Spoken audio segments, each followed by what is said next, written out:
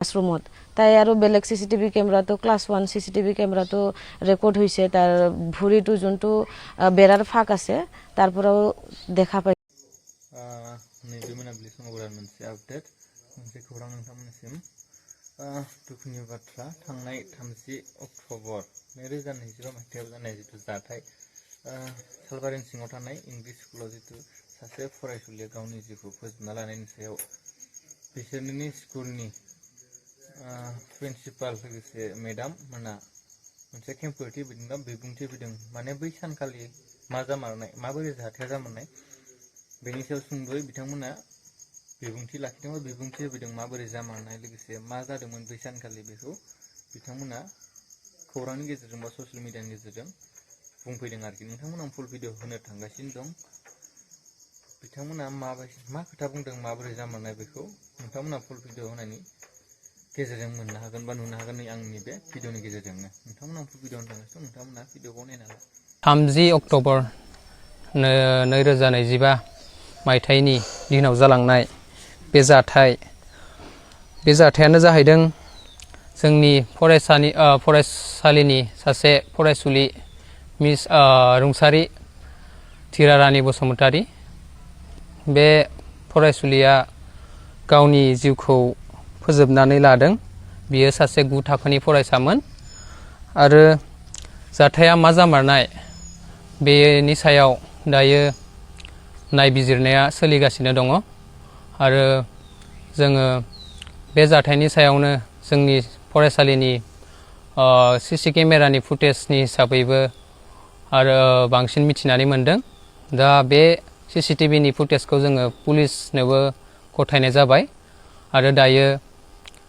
बे जाथायनि सायावनो थार बिजिरनाया सोलिगासिनो दङ आरो जों बेखौनो आसा खालामोदि बे जाथायनि सायाव थार बिजिरनाया थाबैनो सोराङाव फैथों आरो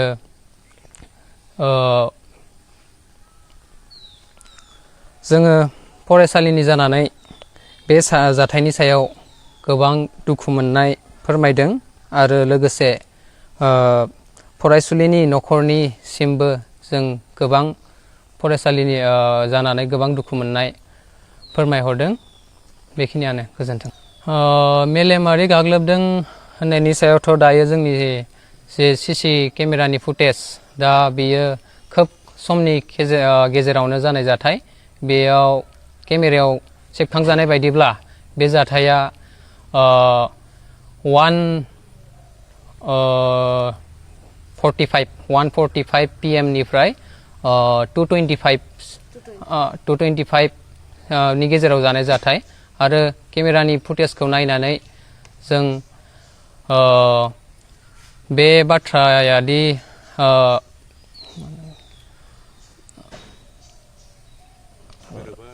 बे बाथ्राखौ जों गोरोबनाय मोनाखै बेखौनो जों बुंनो सानो नोंथांमोननिबा जाथाया मा जामारदोंमोन बे खालि बे जाथायनि सायाव जे आं फोरमायनो सानो दि जोंनि फरायसालिया 2:20 PM आव क्लासआ जोबो आरो बे लास्ट पिरियडमोन बे लास्ट पिरियडआव गुबुन सासे फोरोंगिरिया एबसेन्ट थानायनि थाखाय जोंनि स्कुल फरायसालिनि इनचार्ज त्रिसरन बसुमतारीया बे 9 थाखोनि क्लासाव ओरैनो मटिभेशनेल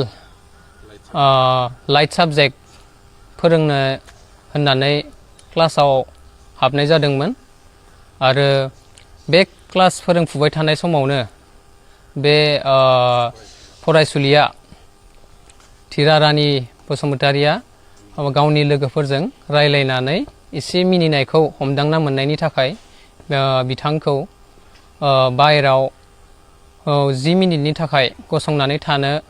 होनाय जादोंमोन आरो नाथाय मानि थाखाय एसेबां बेबायदि आसखान्दायाव बिथाङा गावनि जिउखौ फोजोबना लानो गोनां जाखो दा बेनि जाहोनखौ जों रोखायै बुंनो हायाब्लाबो दा बेनि सायाव बिजिरनाया सोलिगासिनो दं आरो केमेरानि फुटेज हिसाबैबो जों नायोब्लाथाय बे जाथाया जाथावना नङा आरो जों बेखौबो सानोदि बे गथ' फरायसुलिया सिगांनिफ्रायनो मायबा मेन्टेलनि प्रेसारबो मोनदोंबो जानो हागौ नोंथांमोननि बायदिब्ला नियायखौ माबायदि नागिरदों नोंथांमोना दायो जोङो केसाथ' सोलिबाय दंखायो बेनिखायनो जों बे जाथायनि सायाव थार बिजिरनायखौ लुगैदों चार्ज ऑफ प्रिंसिपल जो हुआ है वो इतना अच्छा नहीं दुख है और अनएक्सपेक्टेड हुआ था और इंसिडेंट ऐसे लास्ट पीरियड में हुआ 30 अक्टूबर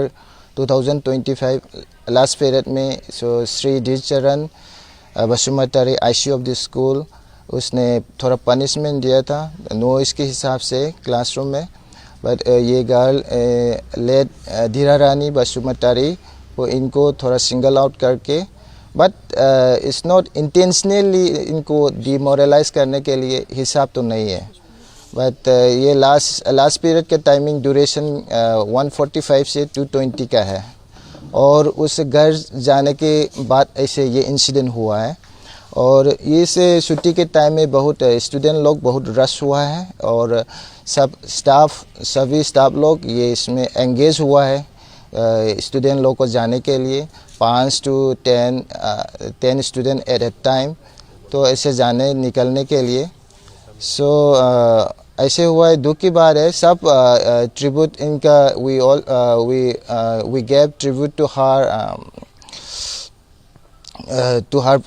home as well as also we participate in her condolence in her very family and also may her soul rest in peace और इनके ये footage CCTV are already submitted to the police department of Salwari and also statement and video सब submit हुआ है inspector of school में तो उसी में सब अभी भी अंडर इन्वेस्टिगेशन हो रहा है थैंक यू ऑल ক্লাছ আছিল লাষ্ট ক্লাছত এটা টিচাৰ অহা নাছিল তেওঁৰ ঠাইত মানে ছাৰ ধীৰচৰণ এই আইচি হয় এই মানে এক্সট্ৰা ক্লাছ কৰিবৰ কাৰণে সোমাইছিল তাৰপিছত ক্লাছ কৰোঁ সময়তে লাষ্ট পিৰিয়ডত আউট হোৱাৰ আগতে অলপ আগতে পিছত ছাৰে কিবা এটা শিকাই থাকোঁতে তাই মানে অলপ জোৰকৈ হাঁহি দিলাক হাঁহি থাকোঁতে ছাৰৰ মাইণ্ডটো অলপ ডিষ্ট্ৰেক্ট হৈ গৈছে কিবা এটা টিচিং কৰি আছে আৰু তাৰ মাজতে তেওঁ হাঁহি দিছে তাৰ কাৰণে অলপ 2 মিনিটমানৰ কাৰণে তুমি বাহিৰত যোৱা বুলি কৈছিল আৰু তাই ক্লাছত বাহিৰতে থিয় হৈ আছে চিচিটিভিটো দেখা পাই আছে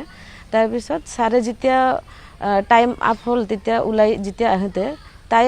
নাচি কিনি গিছে ক্লাছত তাৰপিছত বেগত আৰু নিজৰ বুকছটো সোমাই কিনে আৰু বাহিৰতো কিবা নাচি ওলাইছে পিছত আৰু ৱাশৰুম যাৰ কথাটো সুধিছিল বুলি কৈছে ছাৰে ৱাশৰুমত যাওঁতে তাই মানে 4 মিনিটমান লগাইছে ৱাশৰুমত তাই আৰু বেলেগ চিচিটিভি কেমেৰাটো ক্লাছ 1 চিচিটিভি কেমেৰাটো ৰেকৰ্ড হৈছে তাৰ ভৰিটো যোনটো বেৰাৰ ফাক আছে তাৰ পৰাও দেখা পাইছে তাৰপিছত আকৌ খিৰকি দি জুমি চাইছে আকৌ ৱাশৰুমত গিছে আকৌ ৰিটাৰ্ণ আহিছে আৰু খিৰকি দি জুমি কিনি চাই কিনি আৰু 2-3 বাৰ এনেকৈ কৰিছিল মানে তাৰপিছত যেতিয়া ওলাই যাওঁতে ছাৰে কৈছে অলপমান ৰখাচোন তুমি এনেকৈ কৈ কিনি তাই ক্লাছৰুমত আহিল আকৌ ৰিটাৰ্ণ আহাৰ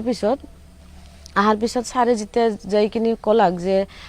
কি কয় তুমি কালি তোমাৰ মাক মাতি আনিবা এনেকৈ কৈছে তাৰপিছত এইটো মাৰ শব্দটো শুনি কিনি তাই মানে কান্দি কিনি আৰু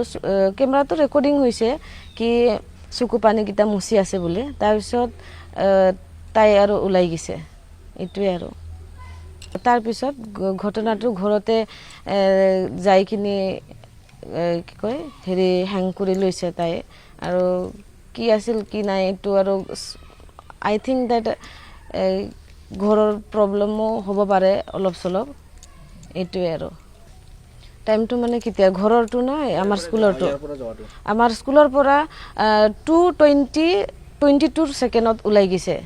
আমাৰ স্কুলৰ পৰা ফুটেজবোৰ চব মানে কি কয় চিচিটিভিত আছে তাৰপিছত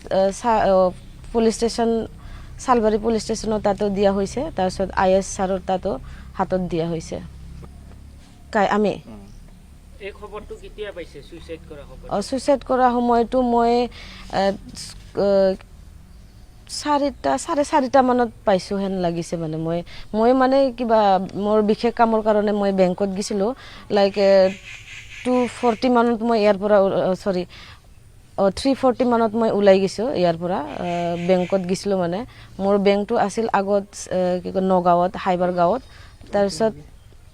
কি কয় ইটো কামৰ কাৰণে ট্ৰান্সফাৰ কৰাৰ কাৰণে মই মানে 2-3 দিন ধৰি মই তাতে দৌৰি আছিলোঁ তাৰপিছত তাৰ পৰা আহি থাকোঁতে ছাৰে ফোন কৰি কিনি মোক সুধিছিল কিবা ক্লাছ 9ৰ বাচ্চাক কোনোবাই কিবা এটা কৈছিল বা কিবা কৰিছিল এনেকৈ কৈছিল তাৰপিছত মই এইটো নিউজটো শুনি কিনি মই গোটেই ষ্টাফটোক মই ফোন কৰিলোঁ জনালোঁ তাৰপিছত ইহঁতৰ ঘৰৰ পৰা মোক মেছেজ দিলাক যে তাই এনেকৈ কৰিছে হস্পিটেলত আছে তাৰপিছত আৰু মই চিধা হস্পিটেলত গৈছোঁ হস্পিটেলত আৰু দেখা পালোঁ যে তাই মানে নাই আৰু যেতিয়া ছোৱালীটো ইটো কাণ্ডটো যেতিয়া হৈছিল তাৰপিছত মাকো নাছিল মাকে কিবা ছাগলী পানী খুৱাব গৈছিল বুলি কৈ আছে তাৰপিছত যেতিয়া আহি দেখা পাইছে এইটো ঘটনা তাৰপিছত তাই নিজে কিবা হেং কৰি আছিল নেকি তাৰপিছত চুনিটো নিজে কাটি দিছে বুলি কৈছে আমি যাওঁতেও এইটোৱে কৈছিল পিছত আৰু গাঁৱৰ মানুহকেইটা জমা হৈ কিনি সুধিছে ইহঁতে যে কি হ'ল স্কুলত কিবা হ'ল নেকি যিহেতু তাই মানে এনেকৈ হেং কৰিছে ডাইৰেক্ট স্কুলৰ পৰা আহি এনেকৈ হেং কৰিছে বোলে সুধোতে ষ্টুডেণ্টছকেইটাই কৈছিল যে ছাৰে তাইক মানে অলপমান বাহিৰত ৰাখিব দিছিল বুলি কৈছিল তাৰপিছত ইহঁতৰ মনত বহুত আঘাত পৰি কিনি আৰু যেতিয়া ইহঁতে কমপ্লেইন কৰিলে ছাৰক FIR দিছে তাৰপিছত FIR দিওঁতে আৰু ছাৰক এৰেষ্ট কৰি লৈ গৈছে মানে ৰাতি 11টা মানত এইটোৱে স্কুলৰ পৰাও আমি ছাছপেণ্ড কৰি দিছে আমাৰ প্ৰিন্সিপালে ছাৰ তেওঁক ছাছপেণ্ড কৰি দিয়া হৈছে माबोरै सोमजिनाय इसेबाबो बिथांमोना बुंदों इसेबाबो नोंथांमोना बे भिडिअखौ नायनानै हमनो हादों जाथाया माबोरै जामारनाय बै सानखालि मा जानाय नोंथांमोना इसेबाबो हमनो हाबाय बिनिफ्राय CCTV फुटेजनि खोथा बेयाव बेरखांदों CCTV फुटेजाव इथि नुनाय आथिं नुनाय बेयाव खोथा बुंदों आरो लोगोसे जिखिनि फुटेज दंमोन माने जिखिनि नांगौ पुलिस बिफाननो माने थार बिजिरनायखौ मोननो थाखाय जिखिनि नांगौ बेखौबो बिथांमोना गथायनायखौ जोङो बे भिडिअनि बा खौरां मेलनि गेजेरजों मिथिनो हादों बा नुनो मोनदों बेनिफ्राय उनाव आपडेट मोनबावोबा फिन खेबसेबाव नोंथांमोना आं लाना फैगोन बेनि बे भिडिअनि सायाव माने बे खौरांनि सायाव नोंथांमोना चेनेलखौ साबस्क्राइब खालामना ला चेनेलाव गोदानब्ला बेनिफ्राय लाइक कमेन्ट खालामनो दाबाव माने दुखुनांथाव बाथ्रा बेफोरबायदि जिथु जाथाय बे जाथाया खनले सोमजिनायखौ जों गोबां नुनो मोनो खौरांनि गेजेरजों गोबां मोननो हायो बेल' नङा गोबां बेफोरबायदि जाथाया सोमजिबाय थायो आरोना जोंनि समाजावहाय दुखुनांथाव जियानो जा भिडिअखौ बेखिनियावनो फोजोबनोसै नेक्स्ट आपडेटनि सायाव